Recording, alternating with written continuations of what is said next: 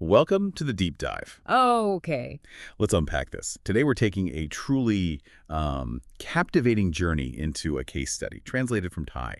It really offers this unique window into a family's life, just filled with incredible events and, well, some pretty profound spiritual interpretations. Exactly. The source is called the Red Eyes Case Study, and it's this really detailed personal account. You kind of get pulled right in. Yeah, do you? And our mission today is really to pull out the key insights, the nuggets of knowledge from this rich story. It lets us explore that intricate interplay, between life choices, personal experiences, and this profound concept of karma and destiny, at least as it's seen through this particular spiritual lens. Right. It's a chance to maybe understand the why behind some really extraordinary events using these very specific details. Absolutely. And it's not just like abstract theory, is it? This story gives us vivid examples, actual aha moments, I think, and maybe a fresh perspective on how interconnected things might be, how actions could ripple out in ways we don't usually think about. So our journey starts with the central figure, the son, and his early connection to spirituality. He was young, just 14, back in 1985, when he started on this devoted path, volunteering at Wat Phra Dhammakaya. Apparently, he was really diligent, helping write donation receipts every Sunday. And he was guided by these revered figures, notably Maharatana Ubasika Chan Karokyung. She'd bless him and lead these animal release ceremonies, Right, after the Sunday rituals. Yeah. And this early immersion, the case study, really highlights it. It seems to set a powerful foundation. It does. And what's fascinating, I think, is how the source really emphasizes the impact of, cultivating that spiritual practice and getting guidance from figures like that from such a young age. Yeah. It's not just presented as, like, a nice thing he did. It's seen as foundational, something that subtly shapes later events. And, as we're about to see, maybe even offers some kind of spiritual protection. And, wow, did he seem to need it. The story talks about this really dramatic, kind of puzzling incident from when he was young. They call it the Red Eyes accident. He miraculously survived this severe car crash. Yep. So he's just cycling peacefully on a sidewalk, and then something really weird happens. He suddenly sees, like, countless red eyes staring at him from the road. Red eyes. Yeah, red eyes. And at the same time, he hears this cacophony of human cries.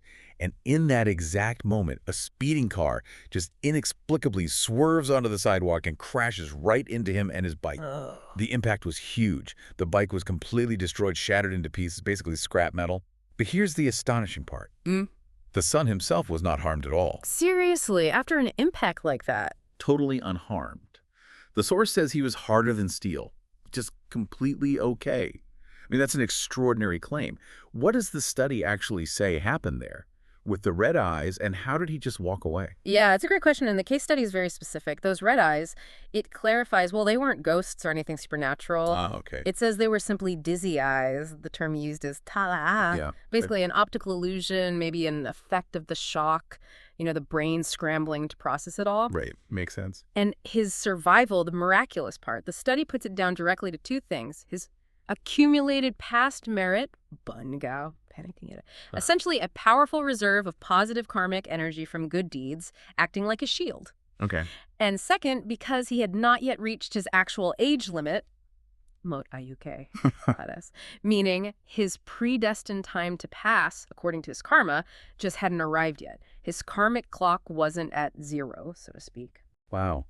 But the tragedy, it didn't stop there. And this is where those karmic threads seem really distinct. This specific spot was apparently notorious for accidents. Lots of deaths there. Oh, right. Yeah. And as people rush across the road, curious to see what happened to the boy, another car struck and instantly killed two of them. Oh, no. Right after his escape. In the exact same moment. It's just chilling. And the case study addresses that directly, too. It gives a very clear karmic explanation for the bystanders. Both of them, it says, had committed the act of killing Panatipata in a past life. And their age limit, their ayukai, had precisely arrived at that moment. Their curiosity basically led them straight into their immediate karmic payback. So it's about timing as much as the past action. Exactly. It's a powerful example in this framework showing that karma isn't just what you did, but when its consequences ripen. It manifests precisely when that karmic clock strikes. It's quite a profound look at how different paths can lead to vastly different outcomes, even in the very same incident. Okay, so moving from the son's extraordinary escape, the journey now turns to his mother. And her life story is, well, in many ways, just as compelling. It really illustrates compassion and endurance. Mm-hmm. She came from Sisaket, started out in Bangkok working as a housekeeper, Yeah. but her character described as kind, diligent, patient, really well-spoken. It impressed the paternal grandmother, Amma, so much that Amma actually arranged her marriage to the father. So her virtues kind of set her path. Yeah, seems like it. And those virtues, the source makes it clear, were really central to her life, her relationships. It sort of laid the groundwork for how she'd handle the huge challenges that came later. It speaks to the power of character in shaping destiny, doesn't it?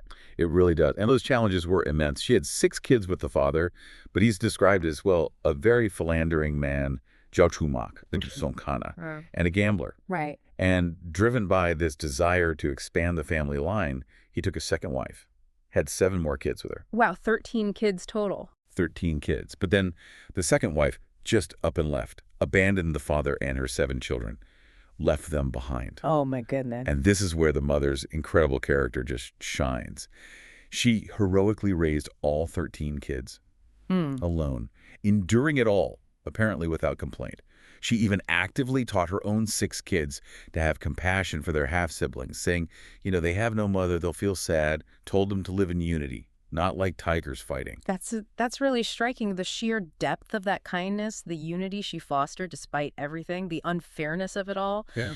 And according to the case study, that profound selflessness had a direct bearing on her spiritual journey and ultimately her peaceful passing. It became a huge part of her accumulated merit. It's a powerful demonstration, isn't it, of how compassion in action can build significant spiritual capital. Definitely. So as she got older, the mother got sick. She contracted tuberculosis, which then developed into lung cancer. It metastasized to her lymph nodes, her bones, even caused one rib to just disappear. That sounds incredibly painful. You'd think so. Yeah. But the doctors were astonished because she felt no pain, despite how severe it was. No pain at all. None. And the case study attributes this directly to her continuous practice, making merit, observing precepts, meditating. Knowing her time was short, she really doubled down on donations, made significant ones like a 1,000-year crystal pillar, a Kathina offering for 2005 way in advance. And she urged her kids to keep making merit for her after she was gone. So this raises a really important question, doesn't it? How does a lifetime of deliberate spiritual effort actually manifest at the moment of transition, especially facing something so physically severe? Right. The source draws this direct line between her sustained practices and her peaceful, pain-free passing. It suggests her merit literally shielded her from suffering in her final days. It's a pretty compelling argument for the practical, tangible benefits of that consistent spiritual discipline. Her passing was also preceded by some incredibly poignant dreams. Her son, the main figure from earlier, dreamed of Long Pu, a revered monk. In the dream, Long Pu showed him his mother, looking really emaciated, and said she was going to die. He told the son not to hold her back because inside she has nothing left. It's all rotten. Wow, that's intense. Yeah. The son tearfully accepted it and vowed to make more merit for her. And her youngest son actually ordained for a month at Wat Paknam Fasi Charon, dedicating the merit to her. Dedicating the merit, okay. Then her younger brother had a dream, too, described as a death warrant, predicting she'd pass on January 28, 2005. A specific date. Specific date. And on January 27th, her condition got dramatically worse, looked like the end. But then, amazingly, she suddenly sat up, started conversing normally, recognized everyone, even old friends she hadn't seen in ages. A final rally. Exactly. Yeah. And then, on January 28, 2005, she passed away peacefully in the afternoon. Right on schedule as predicted, no suffering. The doctors were apparently just astonished by how serene her final moments were. And the case study interprets those dreams very specifically within its, spiritual cosmology, the son's dream. That's seen as merit-induced bumbandain, like a direct positive result of the family's good deeds, allowing this special connection to Long Pu. Okay. The younger brother's dream, though, that's called a divine omen, the Baksunghan.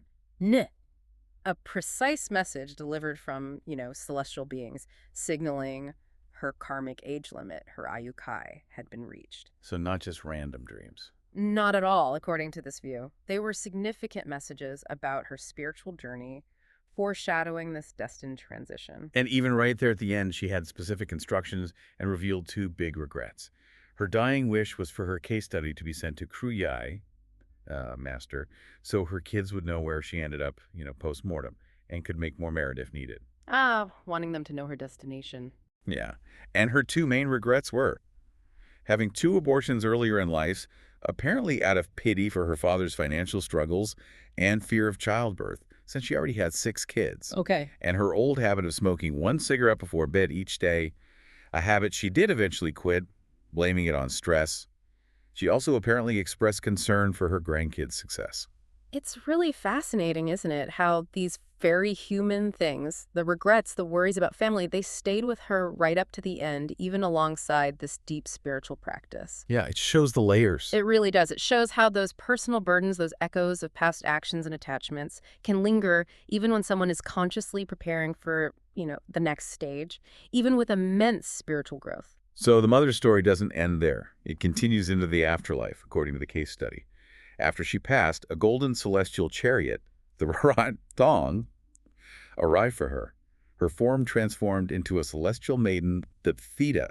A celestial transformation. Yes. And she performed a circumambulation around the Mahatmagaya Sethiash, recalling all the merit she'd made.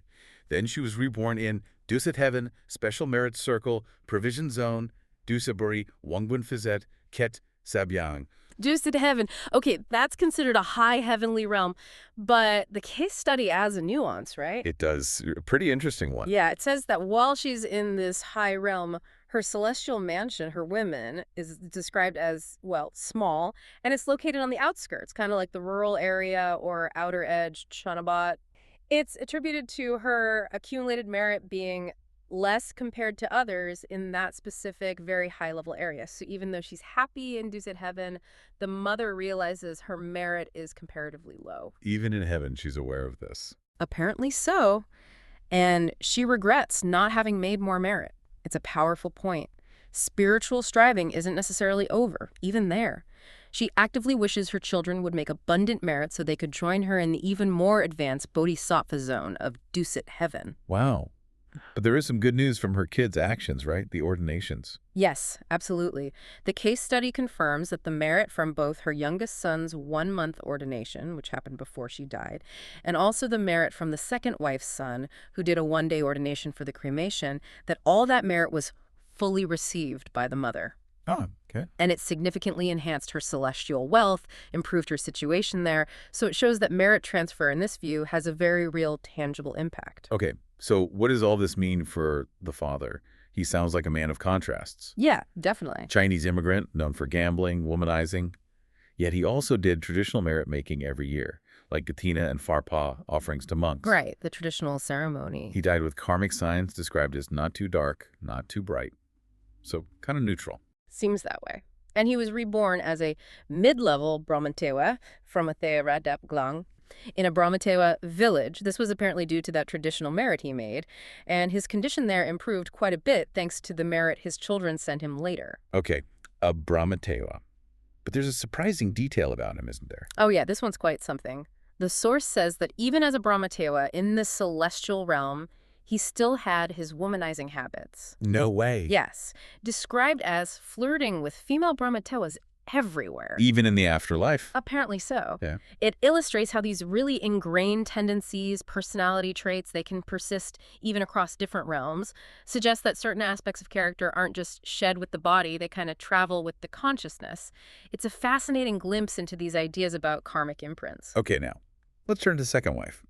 Her fate was, well, incredibly grim and violent. Yeah, this part is quite harrowing. She'd left the father for a new husband, and they shared a gambling addiction. Tragically, this new husband subjected her to just horrific violence.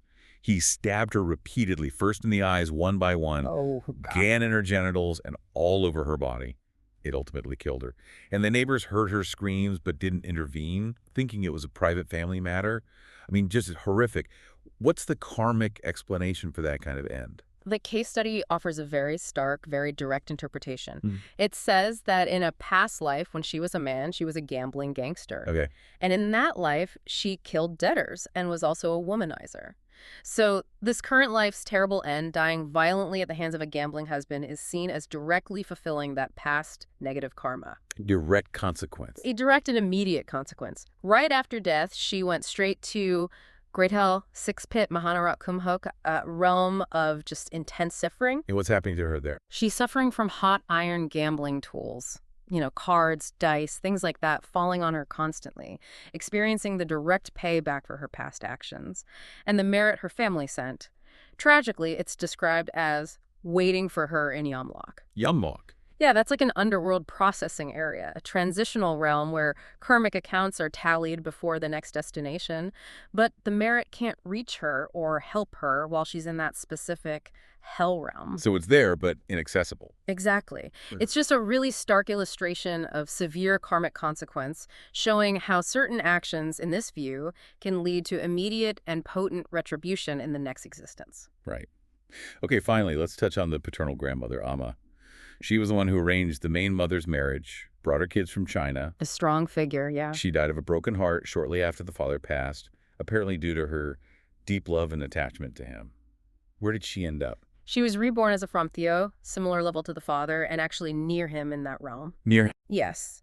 And she received merit from her children and grandchildren, which helped her situation. And then there's this rather amusing detail. Amma is described as being entertained by watching her son, the father. Let me guess. Yep.